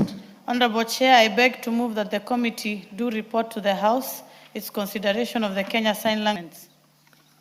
Honorable members, I now put the question, which is that the committee do report to the House its considerations of the Kenya Sign Language Bill, Senate Bill number 9 of 2023, and its approval thereof with amendments. Will as many of the opponents say aye? Aye. Will as many of the contrary opponents say nay? The ayes have it.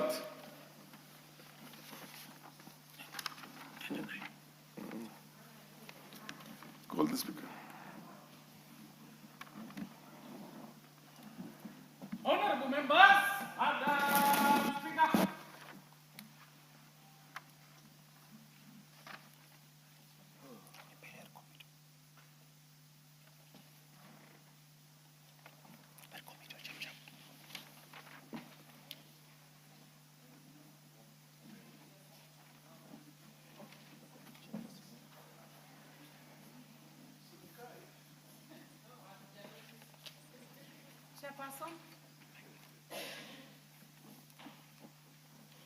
Chairperson. Madam Speaker, I beg to report to the committee of the whole House to consider the Kenya Sign Language Bill, Senate Bill number 9. Wait until you get the mic, please. Where is the mic? It's here. Wait until you get the mic. I have it. Proceed. Honorable Madam Speaker, I beg to report that the committee of the House has considered the Kenya Sign Language Bill, Senate Bill number 9 of 2023, and approved the same with amendments. Point of order. Mover of the motion, Muher, Honorable Muher. Mover of the bill to move agreement. Al Khair. Honorable Speaker, I beg to move that the House do agree with the committee in the said report. I also request Honorable Irene Mayaka to second the motion for agreement with the report of the committee of the whole House. Honorable Irene Mayaka. Thank you, Honorable Speaker. I second.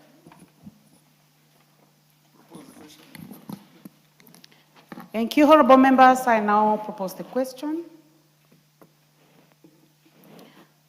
which is that the House do agree with the committee in the said report.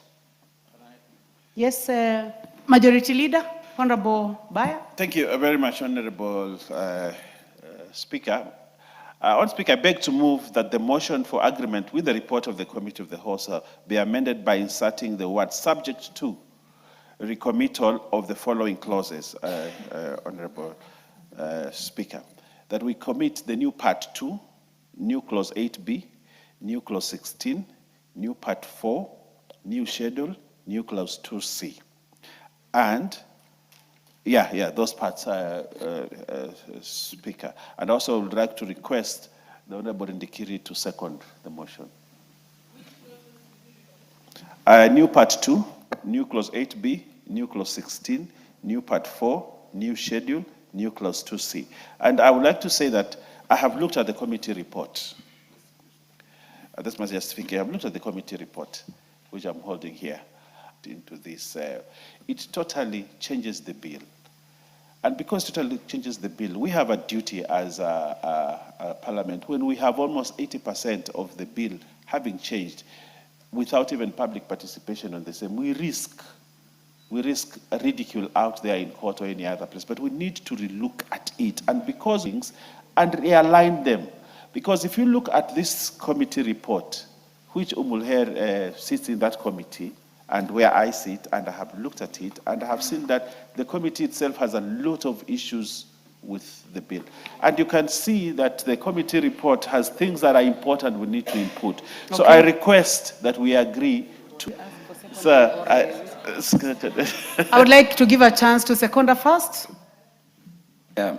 Member for Vuri. Yes, Madam Speaker, I totally agree with the observation of the mover of the amendment. I second.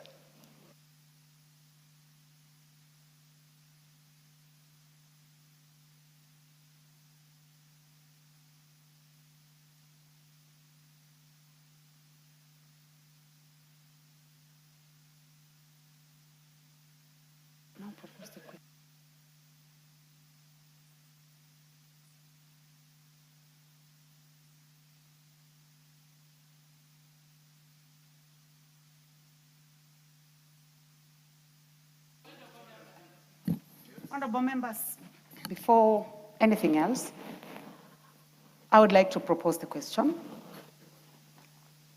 which is that the House do agree with the committee in the said report, subject to recommittal of the following clauses.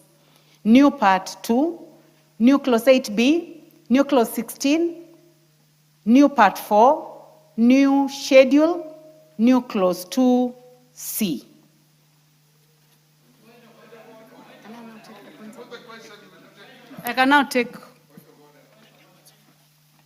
I can now encourage the points of order. I start with the leader, Honorable Millie Otiambo Mabona. Thank you. Madam Speaker, I want to just tell the majority leader that what he is doing is not in good faith. We have been consulting back and forth and agreeing, and we have actually we had agreed to recommit one clause 8B. Instead, he is actually coming up with the recommittals without even consultation. It's not in good faith. That is not actually how people operate in this House. But over and above that, Madam Speaker, you keep referring to a committee report, saying the committee didn't agree. We know how people legislate in this House. We were doing the Fisheries Amendment Bill yesterday. The committee has its own amendments. If the committee didn't agree, where is the committee? Let's start from there. We don't even know which committee. Is it the committee for education or is it the one for social protection? Which one is it? Where are the amendments? You cannot have members sitting here from morning. Some of us were actually rushing through traffic, listening online. We hardly slept. We have come in the morning to do our work. The committee is not here. And then you are telling us that you are disagreeing because the committee disagrees. Where is the committee? I would want to encourage members to disagree with your recommittals. It's in very bad faith. Chair, it is in very bad faith. Let members reject. And in any event, this is not fatal. You have agreed, there were two bills. One was sponsored by Crystal Asige and one by Umi. And I advised them that merge the bills so that you have one bill. So yes, it's emanated from Senate, but it's the same bill that Umi did. So it's not just a Senate bill, so that we cloud members because some people don't like Senate. Me, I love Senate and I love National Assembly because we all do legislation. So let us not cloud members. Honorable member, I would urge you, we still have mediation. If I were you, please correct what you have done and let us go to mediation for some of those issues when we have consulted. But this bill has been here for a long time. Where's the committee? Where are the amendments? It's not in good faith. It's not. Leader, you have made your point. Yeah. No, you have a fresh point of order. You have a fresh. Yes. Go ahead, Wakil. Honorable Speaker, and I want Honorable Bayer to listen. When you raise, I want Honorable Bayer to listen because he may need to respond.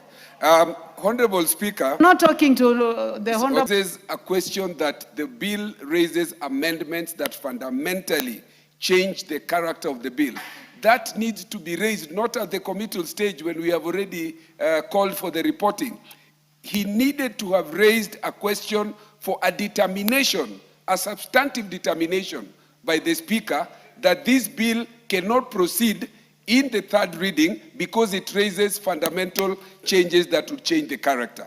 So I think raising it at this point, I agree, is in bad faith. And secondly, Honorable Millie has said, it is open to mediation. If we have done things that the Senate disagrees with, that is the reason why we have mediation. I would like to urge you to drop your recommittals and allow us to conclude this bill. Can I, Majority Leader, can you allow me to just give a few, then I come to you? Or you want to drop? Oh. Let me give a chance to the Honorable Rahim Dawood, member for Imenti North. Don't be too harsh to the Majority Leader. No, thank you, thank you. Madam Speaker, the majority has mentioned that the Senate has given what the bill was, we have changed it, but that is what happens, because even my bill, which was here, went to the Senate. When it was amended, it was brought here. It's now in mediation. So what is the big deal about it? And the changes which the majority is saying, I do not think we need to take that into account. We go to mediation and sort it out. But being afraid that Senate will, what has Senate done and we change it, it doesn't make any sense to me. So majority withdraw. The Honorable Irene Mayaka.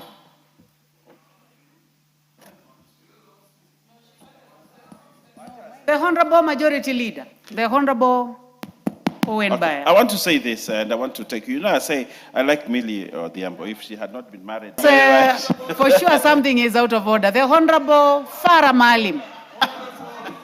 The Honorable Farah Malim. Order, CNN, order. Order, CNN.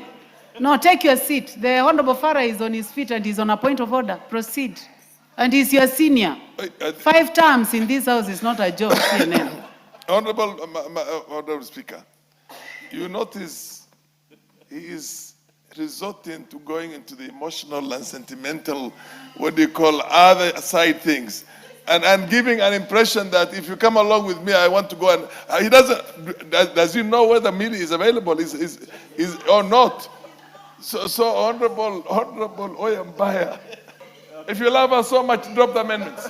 The Honorable CNN, before we go back to the Honorable Bayer. Yes, Mr. Speaker, I just wanted to ask whether it is good. Milliant, I think he needs to withdraw them immediately. They are not parliamentary. The Honorable Millie, you have been mentioned too many times. Not to Thank say you, a word. thank you, Madam Speaker. I want to thank the honorable members who are standing with me in supporting me when Honorable Bayer is saying that if I was not yet married. And I know it is in goodwill, and I know Mr. 60 yonder, it is approaching. Yeah? If a man actually looks at you and thinks you are very beautiful, it is encouraging. So don't be too hard on him. It's a very encouraging thing. Being in menopause is not an easy thing. He will not marry me, but he's encouraging me. He's not sexually harassing me, he's encouraging me. So, because it's on a light note, he's not harassing me. If it was on a serious note, he would have seen me fire, see fire. He would have got fire, see fire. Yes. So, honorable members, canter and banter is allowed in this house. I believe that the Honorable Bayer was just bringing some life into this debate. And now I can now seriously give you an opportunity. And interestingly, Millie doesn't mind. Millie doesn't mind what you said. And Millie, I must tell you that you look so good. Honorable Millie Odhiambo Mabona. You look good. You don't even look anything close to 60. So you're doing good. Be on record that I would like to drop the recommittal so that we make progress. I also want to tell Millie, you know, petty jealousies from Farah, from CNN, will not discourage me. Will not discourage you. Petty jealousies. So we would like to drop the commitment because I am encouraged by the fact that this will go into mediation. And therefore, at mediation, we'll find a balance so that we pass good law. I think I come from the perspective that I would like us to pass good law. And I do not want us to go into mediation where we have too much to mediate. I think we need to have parameters of mediation that are, slim. But having said all that, I would like the attention of the, yes, she's being guided. She's being guided. I would like to withdraw and drop the commitments. Thank you very much.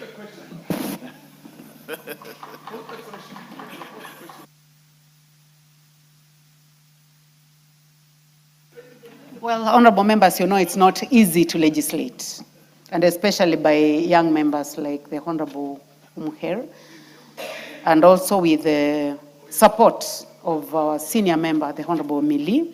So, honorable members, bearing in mind that the majority leader has dropped the committee report, will as many as of that opinion say aye? Aye. Will as many as of a contrary opinion say nay? The ayes have it.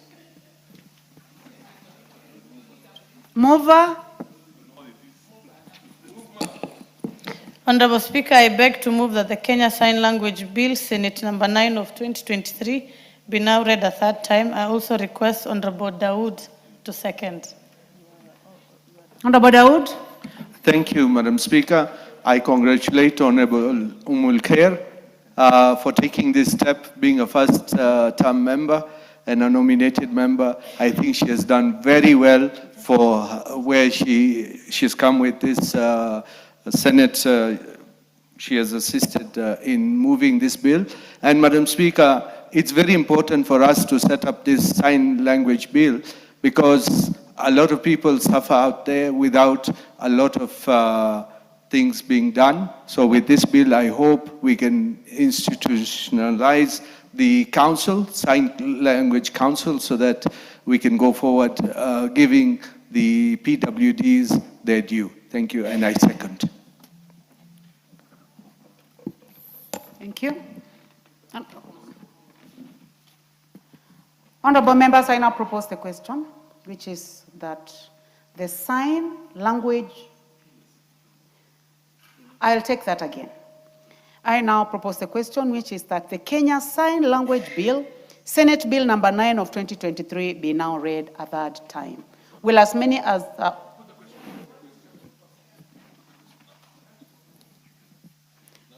I can see many people want to comment. Let me start with the Honorable Mayaka. Thank you, Honorable Speaker. Honorable Speaker, I just wanted to add my voice to this particular very important piece of legislation. But first of all, congratulate my fellow nominated Member of Parliament, Honorable Umi, for the fantastic job. I was following while she was actually going through the third reading with the help of our mentor, the Honorable Mili Mabona.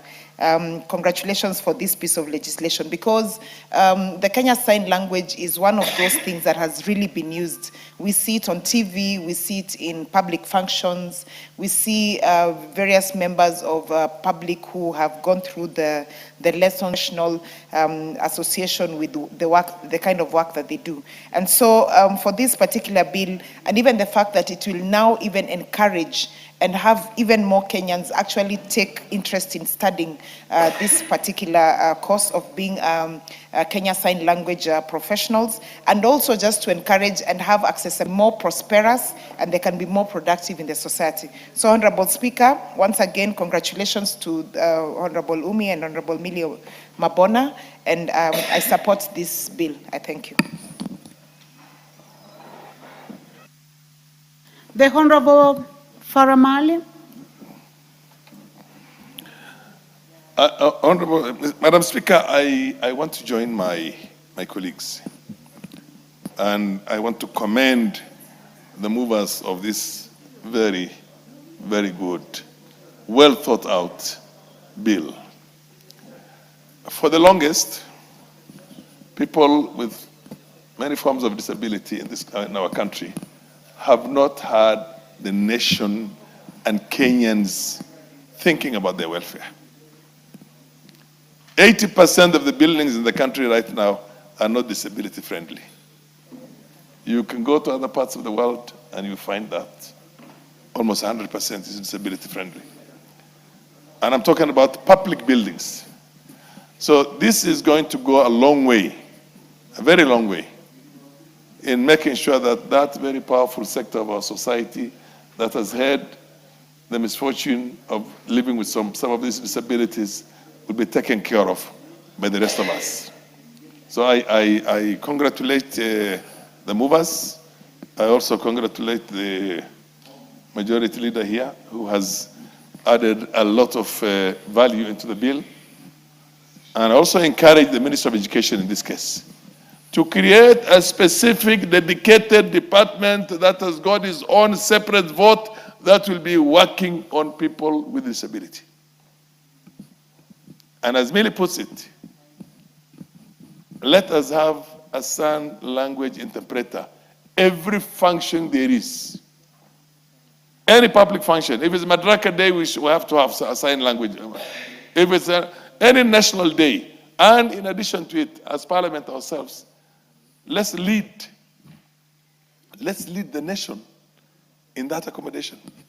I think even in our parliamentary proceedings, it would have been very good for somebody, the picture of somebody who is telling what Millie Odhiambo is saying. And people who cannot hear can watch exactly the proceedings and how you're talking out there.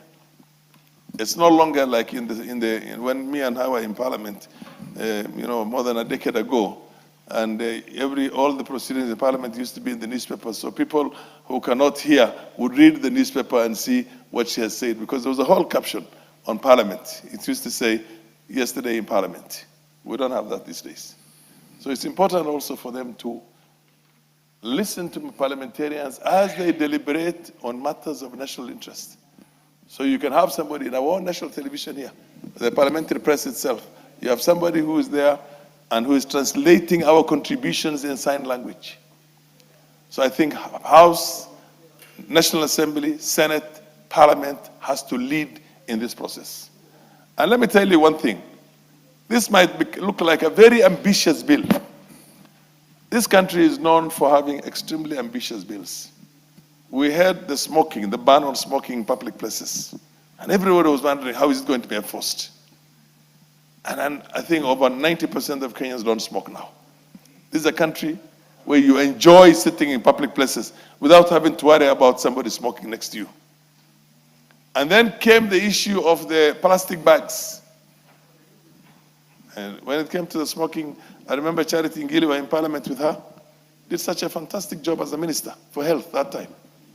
And today we can boast as a country. You go to other countries and you find it difficult even to walk in their streets because everybody's smoking. And I'm talking about some of them which are first world. Here we are leaders in that side. I mean, in that particular. I know you are very passionate on this subject. But yes, you know yes. it is Now let me just finish. Let me just finish. Please limit your debate. Yes, yes. I'm limiting it. Issue of that, even the constitution that says that we have to have a certain gender balance in our constitution, in the representations in Parliament, it's somewhere. We might not get it, but it is a good move in a sense, because we're able to bring in the other gender into the mainstream. That's why Emilia Mabona is doing what she's doing right now. The technicalities and the way to go about it, whether to constitutionalize it or not, is up for debate. But to have more women in Parliament is quite a very good thing. So thank you very much, Madam Speaker. And I want to thank the movers and everybody else who has contributed on this bill. Thank you. We also thank you. You have also done a very good job as the chair in the third reading. The Honorable Millie, do you have an intervention or you have dropped? No. Thank you, Madam Speaker. Madam Speaker, I just wanted to take this opportunity to congratulate Honorable Umi and Honorable Asige, who are the principal sponsors. And then, of course, Honorable Kamar was also a secondary sponsor in the Senate. It's a good bill, and it also shows that we are concerned and care for our people with who are I don't want to say disabled, but are differently abled. Madam Speaker, I have listened to what the majority leader has said, and me, I take my word seriously. We are going to meet after this, together with the sponsors, and find a way so that, because it's actually, I do understand even from where the primary sponsors are coming from, that on the one hand, we are focusing on the issue of language, but on the other, when you are dealing with the issue of sign language, it's very easy to cut across other areas. So we look at how we can actually harmonize, either through mediation, and even if mediation doesn't work, you know our standing orders gives us room for bringing back this bill and amending, including an overhaul within 6 months, or with the special leave of the House, we can actually bring it before 6 months, but so long as we are agreed. So I think it's something that we can do and give the House a way forward so that we don't let our people with disabilities struggle and suffer because of our own defect. Otherwise, I congratulate Tumi. This was really wonderful, and keep it up. You make us proud. I've seen the young women who have come in this House, this 13th Parliament, who are nominated, are doing exceptionally well. And I want to say that I'm very proud. I'm very proud of you. Thank you. Yes, Honorable Baya. I want to take this opportunity to thank Umi and Asige and all those people that have put together this bill. And I want to echo one of the things that Honorable Millie has said. You see, in this chamber, the younger legislators need to learn from veterans like Farah, like Umi, who has, there's no bill probably in this House that hasn't had the input of Millie Odhiambo. And legislation, being in Parliament is not just about representation and talking. We have a fundamental duty, legislation. And I want to say congratulations to Umi for actually taking that bit, that you can actually come with a bill, legislate, and move it forward and allow it to pass. I'm afraid sometimes that as we progress, the numbers of younger people who have come get diminished as we move to third reading. People love second reading. But when it comes to third reading, it's the old guys, myself, Millie, Farah, probably Muli, and young legislator like Mayaka, yes. Rindikiri is an old hag, doing very well. Actually, he sits here throughout third reading. Let's make laws. Let's put our brains into it. Let's have a bill having 120 amendments because everybody's thinking different so that we can enrich the legislation that is coming in. But I want to thank the ladies. I don't want to call them women, the ladies. I want to thank the ladies. The men have disappeared, but the ladies have stayed. So I want to ask the men, and I think I would need to call a men's conference. I need to call a men's conference. And then we cannot allow this parliament to be taken over by brilliant minds that we have from the women. Men have bigger minds, brilliant minds. And they need to come bring them here so that we can input in the legislation of this country. I congratulate and say I support. Thank you very much. Thank you, Speaker. I want to take this opportunity to thank the members who have come out to support this particular bill.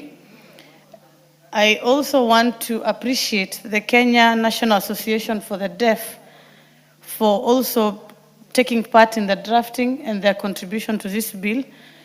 My colleague, Senator Crystal Asige, who has been very supportive at the Senate, especially during the contributions and the passing of the bill, together with Senator Kamar. I also want to appreciate the stakeholders who took part in supporting this particular bill. Mr. Speaker, one of the dreams I Kenya Sign Language. I used to lobby the members of parliament between 2018 up until 2022 without knowing I would ever have a chance to sit in this house. And I had sent this draft to so many members at that time.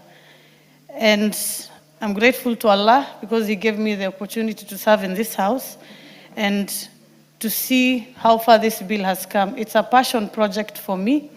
It is a challenge that I've experienced firsthand because I deal with many, gone through the stages it has gone to, and we are here today, Mr. Speaker.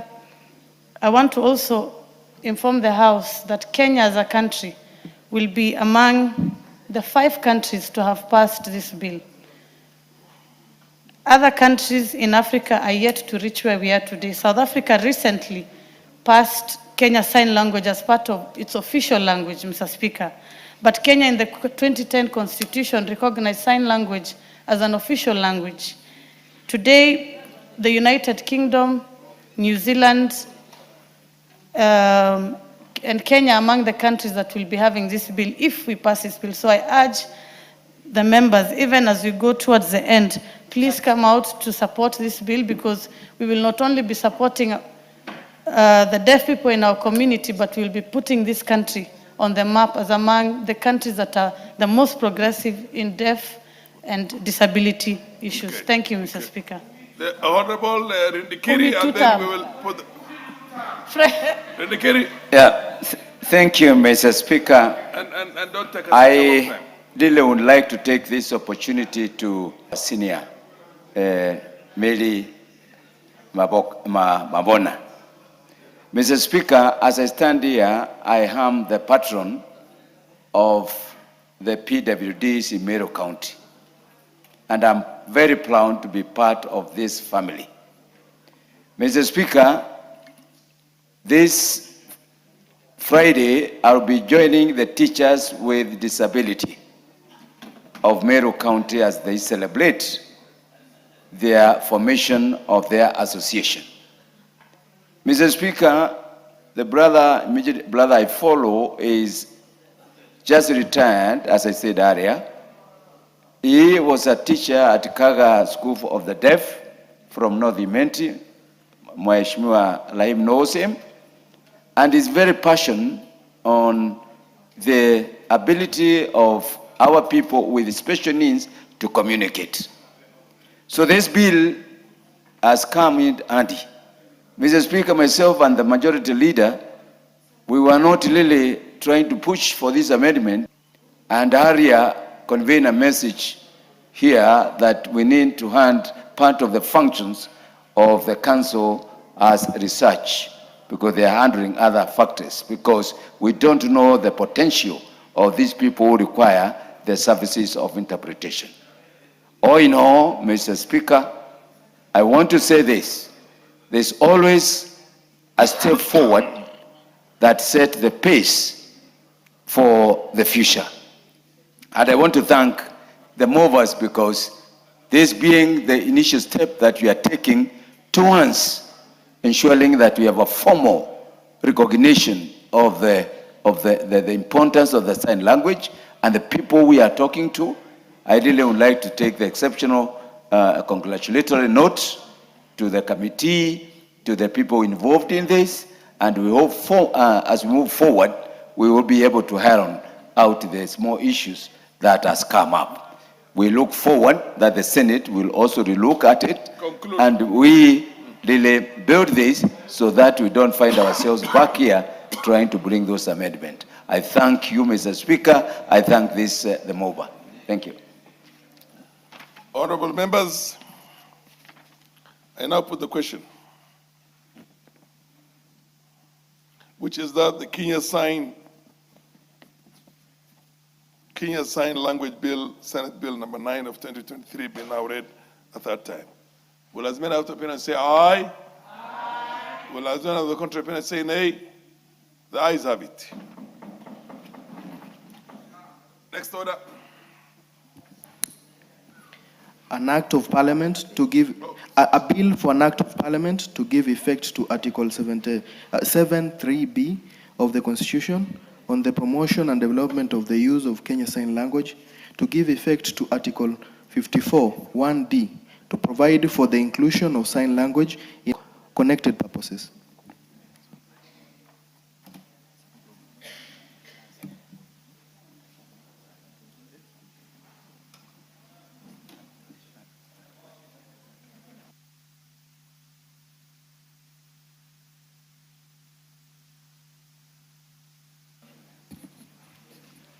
Next order.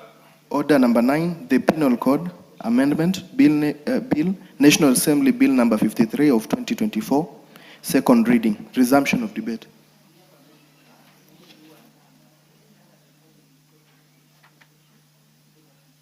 Anthony Ulwash, this was your own bill? Eh? Yes. Emilio Odhiambo is... Honorable members also are interested in contributing on this bill, which is the Penal Code Bill, Amendment Bill, National Assembly Bill of, I don't see any names in here. Yeah, Thank you. Bill Odhiambo, proceed.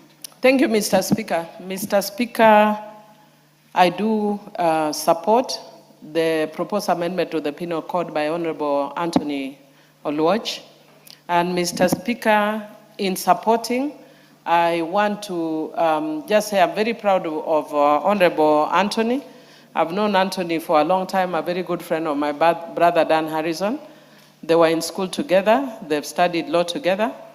And when they were studying their law, they used to use my notes. So it's not only the women who have benefited when they were studying. So I'm very proud that he's very focused at doing a very, very good job. And Mr. Speaker, one of the challenges that we have faced in dealing with the issue of suicide as a country is the fact that we criminalize the act of suicide, which is actually a disease. Mr. Speaker, it's also similar to how we deal with alcoholism or addiction, that you find somebody sitting down and trying to lecture a person who is an alcoholic about dealing with, being more responsible, Mr. Speaker. It's like telling a person who has cancer, you are giving them a lecture about how they should make sure they are well. A lot of people who commit suicide, not a lot, many actually, almost all, Mr. Speaker, from medical evidence, are people who are sick mentally. They are facing mental challenges, and what they need is support, not criminalization. And what we need is perhaps that they get mental support, Mr. Speaker. We should treat this as a medical condition. Mr. Speaker, when I lost my mother, which was very unexpected because I spoke to her in the night, and she died suddenly in the morning. One of those days, Mr. Speaker, I went through such a dark place that I actually told somebody that I understand how people talk about having mental